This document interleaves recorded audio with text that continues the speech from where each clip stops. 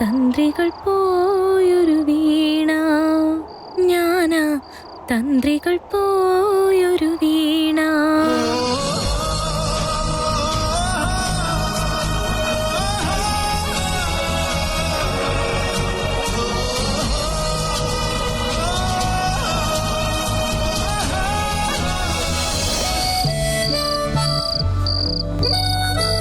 സംഭവിക്കുന്നൊക്കെ നല്ലതിനാന്ന് നീ കേട്ടിട്ടില്ലേ? ഇതൊക്കെ വെറുതെ ഓരോരുത്തർ പറഞ്ഞുണ്ടാക്കുന്നതാ വേദ. ഇനി എന്ത് നല്ലത് നടക്കാനാ? എല്ലാം കൈവിട്ടു പോയില്ലേ? ഇതാണോ നല്ലത്? നല്ലത് ചെയ്താൽ നല്ലത് മാത്രമേ വരുള്ളൂ എന്ന് പറയുന്നതൊക്കെ വെറുതെ ആണെന്ന് മനസ്സിലായി. അല്ല, ആർക്കും ഒരു ദ്രോഹം ചെയ്യാത്ത നമുക്ക് മാത്രം എന്താ ഇങ്ങനെയൊക്കെ സംഭവിക്കുന്നേ?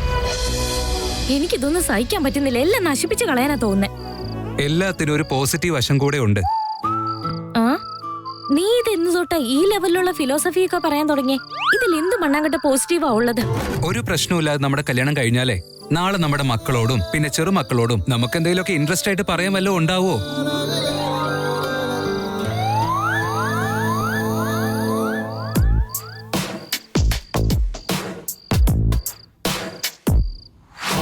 ഇപ്പൊ ഇവിടെയുള്ള പ്രശ്നങ്ങൾ തീർക്കാൻ എന്ത് ചെയ്യുന്നു ടെൻഷൻ അടിച്ചിരിക്കാ ഞാൻ. എന്നിട്ട് ചെറുമക്കളോട് പറയാനുള്ള ത്രില്ലിംഗ് കഥയെ കുറിച്ചാണ് നീ ചിന്തിച്ചിരിക്കുന്നത്. താഴെ വരാനുള്ള പെർമിഷൻ ഇല്ലാത്തതുകൊണ്ട് നിന്നെ ഞാൻ വെറുതെ വിടാം. ഇല്ലെങ്കിൽ അവിടെ വന്ന് ഞാൻ ഒരൊറ്റ ഇടി തന്നെ. ഓഹോ, ഇതൊക്കെ കൊള്ളാലോ ചേച്ചി. നിന്റെ കാമുകം മഞ്ഞും കൊണ്ട് പുറത്തിരുന്ന് ഫ്യൂച്ചർ പ്ലാൻ ചെയ്യുമായിരുന്നോ? ഈ കളച്ചെറുക്ക റെസിഡൻഷ്യൽ ഏരിയാസിലൊക്കെയാണ് നമ്മളെ പോലുള്ള ലവ് ബേർഡ്സ് താമസിക്കേണ്ടത്. എന്താന്ന് വെച്ചാ നമ്മൾ പറയുന്ന സ്വീറ്റ് ആയിട്ടുള്ള കാര്യങ്ങള് ഇതുപോലുള്ള ലോക്കൽ സെറ്റപ്പിൽ താമസിച്ച കുറെ ലോക്കൽസ് വന്ന് കേട്ടു നിൽക്കും. അപ്പൊ ഞാൻ രാവിലെ വിളിക്കാവേ. ഇപ്പൊ സമാധാനായിട്ട് കിടന്നുറങ്ങും. നീ കൊള്ളാലോ ചേച്ചി. ഞങ്ങൾ രണ്ടുപേരും ഇപ്പൊ നിനക്ക് ലോക്കൽസ് ആയി അല്ലേ? ഇവളുടെ വായി ഇതല്ല, ഇതിന്റെ അപ്പുറം വരുമെന്ന് എനിക്ക് അറിയായിരുന്നു. നമ്മള് വെറും ലോക്കലാണെങ്കിലേ നീ ഈ ഭൂലോകത്തിലെ ഏറ്റവും വലിയ ലോക്കലാ. എടി രക്ഷപ്പെട്ടോ.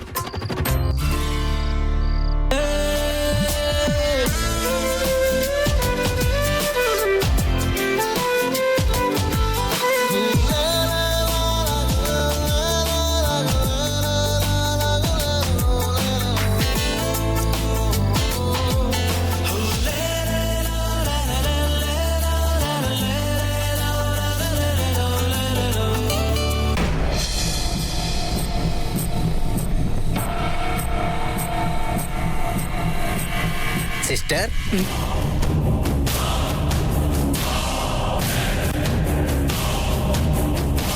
നിക്കൊരു മിനിറ്റ്.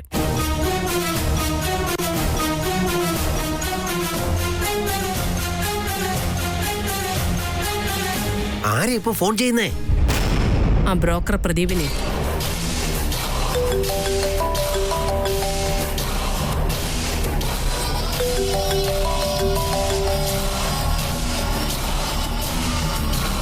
നമസ്കാരം മാഡം. തന്റെ നമസ്കാരം കേൾക്കാനല്ല വിളിച്ചത്. അല്ല, ഞാൻ ഒരു കാര്യമല്ലേ ഏൽപ്പിച്ചുള്ളൂ. അതൊന്ന് മര്യാദയ്ക്ക് ചെയ്യാൻ പോലും നിങ്ങൾക്കറിയില്ല. ആ പ്രമീളയുടെ വീട്ടിലേക്ക് ചെന്ന് അവരുടെ രണ്ടാമത്തെ മകൾക്കൊരു കല്യാണാലോചന നടത്താൻ പറഞ്ഞില്ലേ? അവരുടെ വീട്ടിൽ പോയി സംസാരിക്കാനല്ലാതെ പെണ്ണ് കാണാനുള്ള കാര്യങ്ങളൊന്നും ചെയ്തില്ലേ? ദേവി ഇത് ക്ഷമിക്കണം മാഡം. ഞാൻ അതിനുവേണ്ടിയുള്ള ഓട്ടത്തിലാണിപ്പോ. അവര് തന്നെ ഇഷ്ടപ്പെട്ട് തെരഞ്ഞെടുത്ത പയ്യൻ ഇപ്പൊ നാട്ടിലില്ല. എന്തോ ജോലിക്കാര്യത്തിന് വേണ്ടി ചെന്നൈക്ക് പോയിരിക്കുക. അവൻ തിരിച്ചു വന്നാൽ ഉടനെ ഞാൻ കൊണ്ടുപോയിക്കോളാം. ഞാനത് ചോദിക്കട്ടെ, അവക്ക് വേണ്ടി ആലോചിക്കാൻ ഈ ലോകത്ത് ആ പയ്യൻ മാത്രമേ ഉള്ളൂ? നിങ്ങൾക്ക് വേറൊരു ചെറുക്കനെ അവിടേക്ക് കൊണ്ടുപോകൂടെ? അത് മാഡം, ഞാൻ അവർക്ക് ഫോട്ടോ കാണിച്ചു കൊടുത്തു കഴിഞ്ഞപ്പോ അവർ ഈ പയ്യനെ സെലക്ട് ചെയ്തത്. അവനെ തന്നെ പെണ്ണ് കാണാൻ കൊണ്ടുവരണമെന്നും പറഞ്ഞിരുന്നു. ഇനിയിപ്പോ വേറൊരു പയ്യനെന്നൊക്കെ പറയുമ്പോ അവർക്ക് എന്നോടുള്ള വിശ്വാസം നഷ്ടപ്പെടില്ലേ? അല്ലെങ്കിൽ തന്നെ ഈ കല്യാണത്തിലൊക്കെ വിശ്വാസമാണ് ഏറ്റവും വലുത് മാഡം.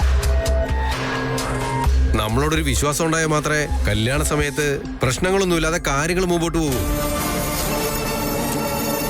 ഇനിയും മാഡത്തിന് വേറെ ആളെ കൊണ്ടുപോയേ പറ്റുള്ളൂ എന്നുണ്ടെങ്കിൽ എനിക്ക് പ്രശ്നമൊന്നുമില്ല. എന്ത് സംഭവിച്ചാലും പിന്നെ എന്നെ കുറ്റം പറയരുത്.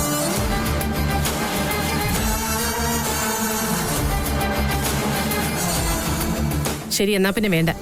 ഏതോ ഒരു പയ്യൻ ചെന്നൈയിലേക്ക് പോയെന്നല്ലേ പറഞ്ഞത്? അവനെ തന്നെ ആലോചിക്ക്. പക്ഷേ അവനെ എത്രയും പെട്ടെന്ന് ചെന്നൈയിൽ നിന്ന് ഇവിടേക്ക് കൊണ്ടുവരാനായിട്ട് നിങ്ങൾ ശ്രമിച്ചേ പറ്റൂ. മനസ്സിലായി മാഡം. ഞാൻ അവനെ വിളിച്ചിട്ട് കുറച്ച് നേരത്തെ കൊണ്ട് വരാൻ പറയാം.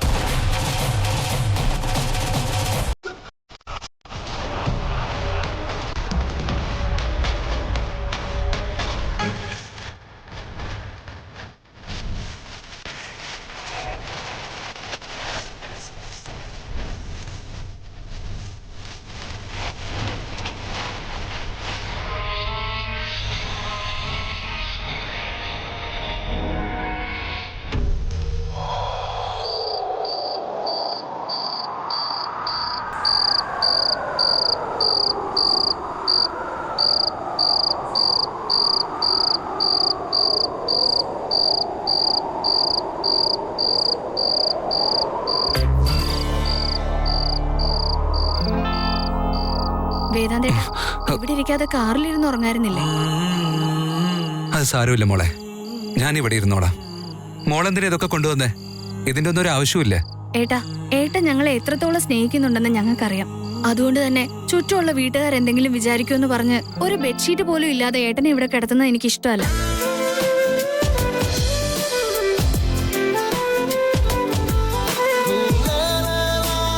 നന്നായിട്ട് തണുക്കുന്നുണ്ടാവൂല്ലേ?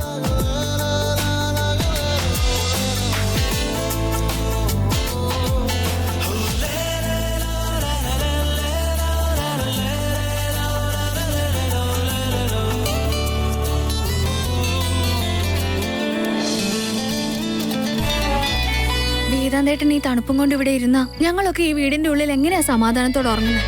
സംസാരിച്ച് ജയിക്കാൻ നിങ്ങൾ എല്ലാവരും മിടുക്കരാണല്ലോ. എന്നെ എങ്ങനെയെങ്കിലും ഇവിടുന്ന് പറഞ്ഞയക്കണമല്ലേ? ഞങ്ങൾ പറഞ്ഞു മനസ്സിലാക്കാനാ ശ്രമിക്കുന്നത്. പക്ഷെ ഏട്ടനോ ഒന്നും മനസ്സിലാക്കാൻ ശ്രമിക്കുന്നില്ല. ഞങ്ങൾക്ക് വേണ്ടി ഇതുവരെ വേദാന്തേട്ടൻ എന്തൊക്കെ ചെയ്തിട്ടുണ്ട്.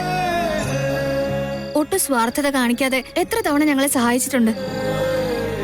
ഞങ്ങളുടെ അച്ഛനെ അമ്മ ഏട്ടൻ അച്ഛ അമ്മ എന്ന് തന്നെയല്ലേ വിളിക്കുന്നത്. ഞങ്ങളെല്ലാവരെയും ഏട്ടന്റെ ഫാമിലി ആയിട്ടാണ് ട്രീറ്റ് ചെയ്യുന്നത്. ഏട്ടന്റെ മനസ്സിൽ സ്നേഹവും നന്മയും ഒക്കെ എത്രത്തോളം ഉണ്ടെന്ന് ഇവിടെ എല്ലാവർക്കും അറിയാം.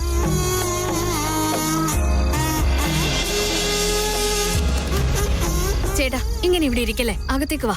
അമ്മ ഇപ്പൊ എന്തായാലും ഉറങ്ങിയിട്ടുണ്ടാവും. രാവിലെ അമ്മ എഴുന്നേക്കുന്നതിന് മുമ്പ് നമുക്ക് പുറത്തേക്ക് ഇറങ്ങാം. ഇപ്പൊ അകത്ത് വന്ന് കിടക്ക്. അങ്ങനെ ഒരു കള്ളത്തരം കാണിക്കാൻ എനിക്ക് ഇഷ്ടമല്ല. സക്സസിലേക്ക് എത്താൻ ഷോർട്ട് കട്ട്സ് ഒന്നും പാടില്ല എന്ന് എന്റെ ജീവിതത്തിലൂടെ ഞാൻ മനസ്സിലാക്കിയതാ. എന്റെ പ്രണയത്തിനും അങ്ങനെ തന്നെയാ. ഒരു ഷോർട്ട് കട്ട്സും ഇല്ല. എന്റെ സ്നേഹത്തിൽ എനിക്ക് നല്ല വിശ്വാസമുണ്ട് മോളെ. ഞങ്ങളുടെ പ്രണയം ഒരിക്കലും തോൽക്കില്ല.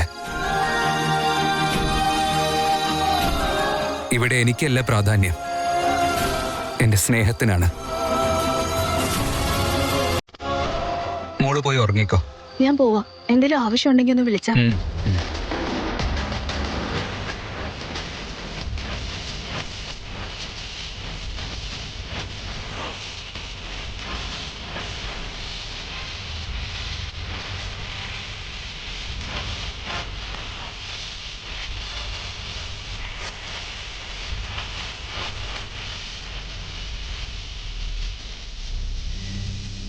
നിന്റെ സ്ഥാനത്ത് മറ്റാരാണെങ്കിലും ശരി, അവരുടെ സ്റ്റാറ്റസും യോഗ്യതയും സമൂഹത്തിലുള്ള അവരുടെ വിലയും മാത്രമേ നോക്കുള്ളൂ എന്ന് എനിക്കറിയാം വേദാന്ത്. പക്ഷെ നിനക്കെപ്പോഴും ഞാൻ തന്നെയാണ് നിന്റെ പ്രയോറിറ്റി എന്ന് തെളിയിച്ചുകൊണ്ടേയിരിക്കുക. നീ എത്ര പാവോ. നിന്റെ സ്നേഹത്തിൽ ഒരു കള്ളത്തരവും ഇല്ലല്ലോ വേദാന്ത്. ജീവിതത്തിൽ ഒരുപാട് കഷ്ടപ്പെട്ട് മുന്നോട്ട് വന്നവനാ നീ. അതുകൊണ്ട് നിന്നെ ആർക്കും തോൽപ്പിക്കാനും പറ്റില്ല. നിന്നെ പോലൊരു മരുമകനെ കിട്ടാനാ എല്ലാവരും ആഗ്രഹിക്കുന്നത്. പക്ഷെ ആ ഭാഗ്യം എനിക്കില്ലായിരിക്കാം. അതോ നിന്നെ പോലൊരാളെ മരുമകനാക്കാനുള്ള ഭാഗ്യം ഞങ്ങൾക്കില്ലാത്തതാണ്.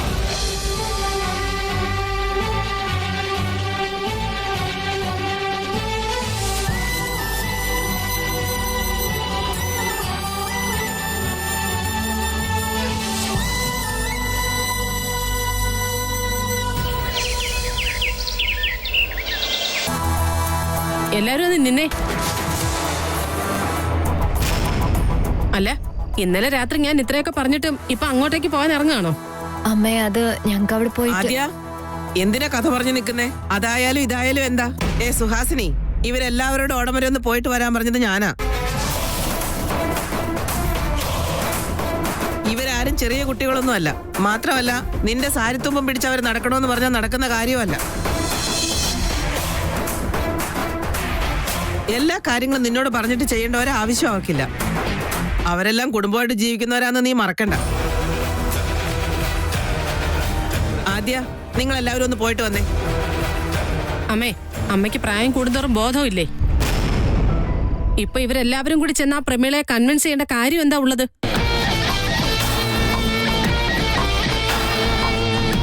അമൂല്യ തന്നെ വേണമെന്ന് വാശി പിടിച്ചിട്ട് അവളെ എന്റെ മരുമകളാക്കണമെന്നാണോ തീരുമാനം? അങ്ങനെ എന്തെങ്കിലും സംഭവിച്ചാ ഈ വീടിന്റെ അന്തസ്സും അഭിമാനവും എന്തായിരിക്കും എന്ന് നിങ്ങൾ ചിന്തിച്ചിട്ടുണ്ടോ? കുടുംബത്തിന്റെ അന്തസ്സിനെ കുറിച്ച് നീ കൂടുതൽ എന്നോട് സംസാരിക്കേണ്ട സുഹാസിനി. ഈ കുടുംബത്തിൽ ഇത്രയും നാളും ഞാനൊരാൾ ഉണ്ടായിരുന്നു എന്ന് നീ ഓർക്കണം. ആദ്യം നീ ആവശ്യമില്ലാത്ത ഈ ചിന്തകളൊക്കെ കളയും. ഒരു കല്യാണം നടക്കുന്നതിന് വേണ്ടി ആരുടെ കാല് പിടിച്ച് മാപ്പ് പറയുന്നതിൽ ഒരു തെറ്റുമില്ല. ആദ്യ, നിങ്ങൾ ഇനി ആരാ ഇവിടെ കാത്തു നിൽക്കുന്നത്? ഞാൻ പറഞ്ഞത് കേട്ടില്ലേ? നിങ്ങൾ എല്ലാവരും ഒന്ന് വേഗം പോകാൻ നോക്ക്. ആരതി, ഇവരെല്ലാവരും എന്റെ മക്കളാ. പക്ഷെ ഇവരോട് ഞാൻ പറയുന്ന വാക്കിന് യാതൊരു വിലയുമില്ല. നീ എന്റെ മരുമകളായിട്ടും നിന്നെ ഞാൻ ആ രീതിയിലല്ല കണ്ടിട്ടുള്ളത്. നിന്നെ ഒരു മകളെ പോലെയാ സ്നേഹിച്ചത്. നിനക്കെങ്കിലും എന്റെ വാക്ക് അനുസരിക്കാൻ കഴിയോ ഇല്ലയോ? വിക്കി, നിങ്ങൾ എല്ലാവരും പോയിട്ട് വാ, ഞാനിപ്പോ വരുന്നില്ല. സിദ്ധാർത്ഥ്, ഇന്നലെ രാത്രി നീ ഇങ്ങനെയൊന്നും അല്ലല്ലോ സംസാരിച്ചത്. എന്നിട്ട് നേരം വെളുത്തപ്പോ ഈ മനസ്സ് മാറാനുള്ള കാര്യം എന്താ? എനിക്കിതൊന്നും മനസ്സിലാവുന്നില്ല. അമ്മ, ഇന്നലെ രാത്രി തന്നെ വേദാന്ത് തിരിച്ചു വരുമെന്ന് കരുതിയാ ഞാൻ പിന്നെ ഇറങ്ങാതിരുന്നത്. പക്ഷെ ഇപ്പൊ എന്തായാലും എനിക്ക് സാഹചര്യം മോശമാണെന്ന് മനസ്സിലായി.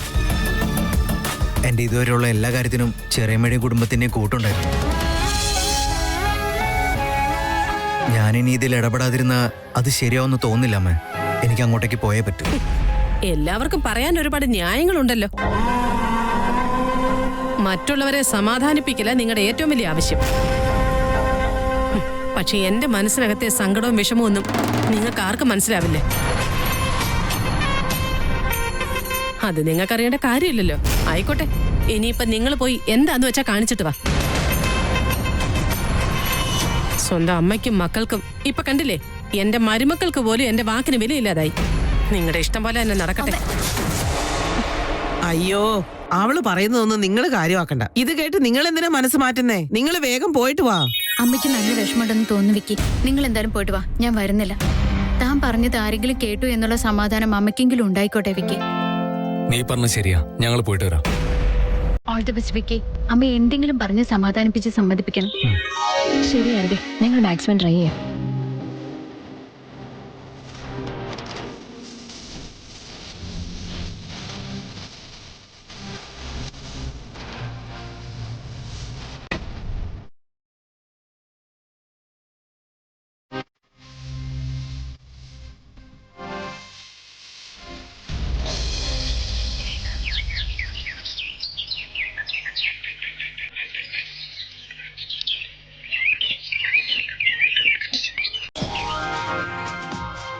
ചേട്ടാ, ചേട്ടാ, ഗുഡ് മോർണിംഗ്. മോർണിംഗ്. ഇതാ ടവൽ.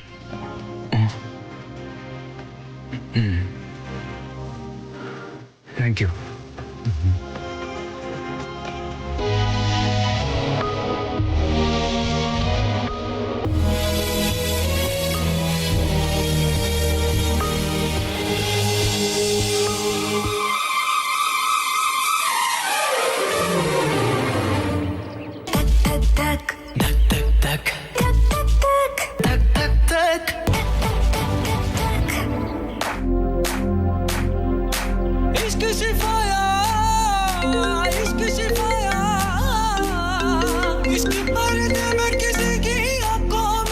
Good morning കള്ളച്ചെറുക്ക.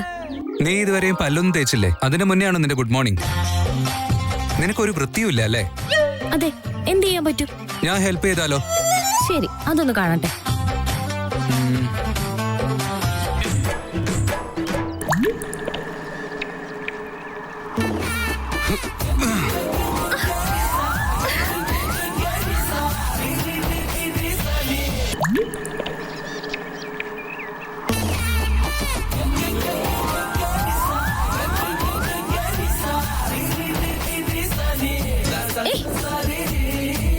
നിനക്ക് ഭ്രാന്താണോ?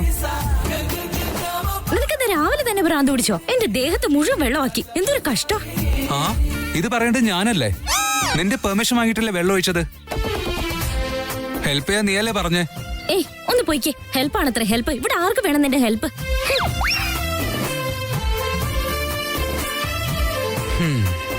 രാത്രി മുഴുവൻ ഞാൻ മഞ്ഞും കൊണ്ടിരുന്നതിൽ അത്ഭുതമൊന്നുമില്ല.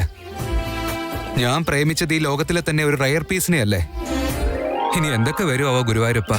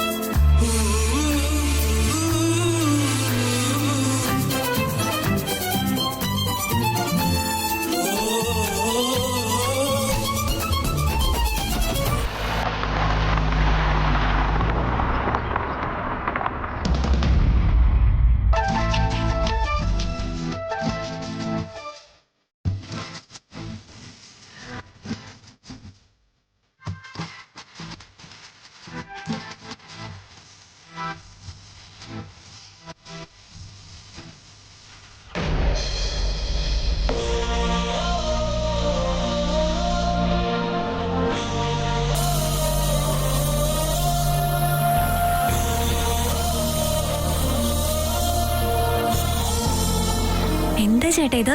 രാത്രി മുഴുവൻ എവിടെയാണ് ഇരുന്നത്? ഇവിടെ മോളെ ഇരുന്നേ. അതുകൊണ്ട് ഒരു പ്രശ്നം ഉണ്ടായില്ല. നന്നായിട്ട് ഉറങ്ങി. ഇവിടെ ഇരുന്നാലേ അമൂല്യെ കാണാൻ പറ്റുള്ളൂ.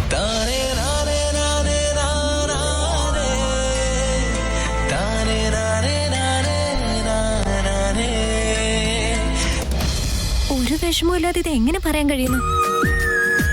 ചേട്ടൻ ഈ അവസ്ഥയിൽ കാണുമ്പോ സഹിക്കാൻ കഴിയാത്ത ഞങ്ങൾക്കാന്ന് അറിഞ്ഞൂടെ? ദിസ് ഇസ് നോട്ട് ഫെയർ ചേട്ടാ. Everything is fair in love and war എന്ന് നീ തന്നെയല്ലേ പറയാറുള്ളൂ മോളെ. ഇത്രയും ചെറിയ കാര്യത്തിലൊന്നും എന്റെ മോള് വിഷമിക്കണ്ട. ആൻഡ് ബൈ ദ വേ, ഈ സമയത്ത് മനസ്സ് ഓരോന്ന് ആലോചിച്ച് വിഷമിപ്പിക്കരുത്.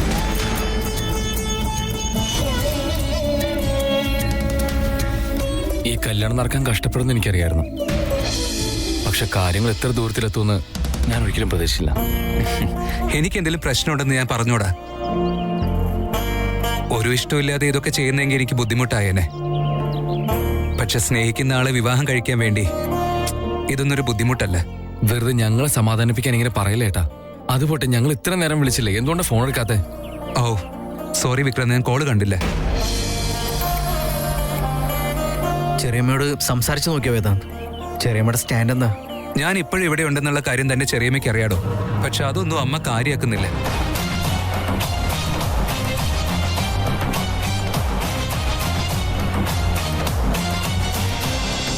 ചേട്ടാ, ഇങ്ങനൊന്നും ചെയ്യുന്നത് ശരിയല്ല. ഇനിയും എത്ര ദിവസം ഇങ്ങനെ ഇരിക്കാൻ കഴിയും? ഞാൻ അങ്ങനെ കണക്കൊന്നും വെച്ചിട്ടല്ല ആദ്യ. അമ്മ സമ്മതിക്കുന്നവരെ ഞാൻ ഇവിടെ തന്നെ ഉണ്ടാവും. ദ ഗ്രേറ്റ് ബിസിനസ്മാൻ വേദാന്ത് മേനോനെ ഇങ്ങനൊരു അവസ്ഥയിൽ കാണാൻ ഞാൻ ഒരിക്കലും ആഗ്രഹിക്കുന്നില്ല ഏട്ടാ. ഏട്ടന്റെ പ്രണയത്തിനോടുള്ള ഈ ഒരു ഡെഡിക്കേഷൻ കാണുമ്പോൾ എനിക്ക് കൂടുതൽ അഭിമാനവും തോന്നുന്നുണ്ട്. ചേട്ട സൂപ്പറാ. നീ ഇത് എന്താ വിക്കിച്ചേട്ടാ പറയുന്നേ? സത്യ പറഞ്ഞ, ഇതാണ് നല്ലൊരു കാമുകന് വേണ്ട ഫസ്റ്റ് ക്വാളിറ്റി. ചേട്ടന് ഇത്രയൊക്കെ ബുദ്ധിമുട്ടിയത് അമൂല്യ കല്യാണം കഴിക്കാൻ വേണ്ടിയാ. ഇന്നത്തെ കാലത്ത് ഓരോരുത്തർ എന്തൊക്കെ കാണിക്കുന്നു. അച്ഛന്റെ അമ്മയുടെ അനുവാദമൊന്നും ഇല്ലാതെ ഒളിച്ചോടുന്നില്ലേ? പക്ഷെ ഇവിടെ നമ്മുടെ റൗഡി കൊച്ചാണെങ്കിലും ശരി, വേദാന്തേട്ടനാണെങ്കിലും ശരി, അതിനൊന്നും ശ്രമിക്കുന്നേ ഇല്ല. എല്ലാവരുടെ സമ്മതം വാങ്ങിയിട്ട് ഒരു വലിയ ഫാമിലി ആവാൻ അവർ ആഗ്രഹിക്കുന്നത്.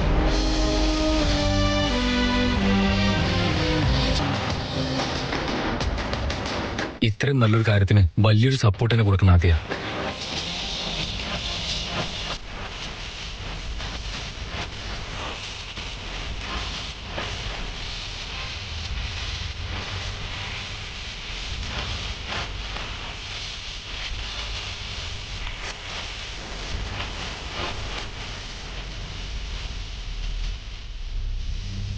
ചേട്ടന്റെയും ബ്രൗഡി കൊച്ചിന്റെയും പ്രണയം സക്സസ് ആക്കാൻ ഞങ്ങൾ എന്നും കൂടെ ഉണ്ടാവും. ഇനി മുതൽ അങ്ങോട്ട് നിങ്ങളുടെ പ്രണയത്തിന് വേണ്ടി ശക്തമായി ഞാൻ കൂടെ നിൽക്കുന്ന ഉറപ്പ് തരുന്നു.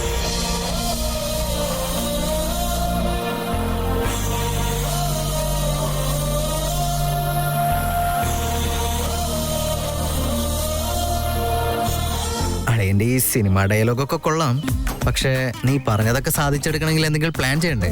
എന്റെ മനസ്സിൽ ഇപ്പൊ ഒരു പ്ലാനും ഇല്ല. ഇനി വേണം എന്തെങ്കിലും ഒരു ഐഡിയ കണ്ടുപിടിച്ച് മുന്നോട്ട് പോവാൻ. ആദ്യം നമുക്ക് അമ്മയോടൊന്ന് സംസാരിക്കാം.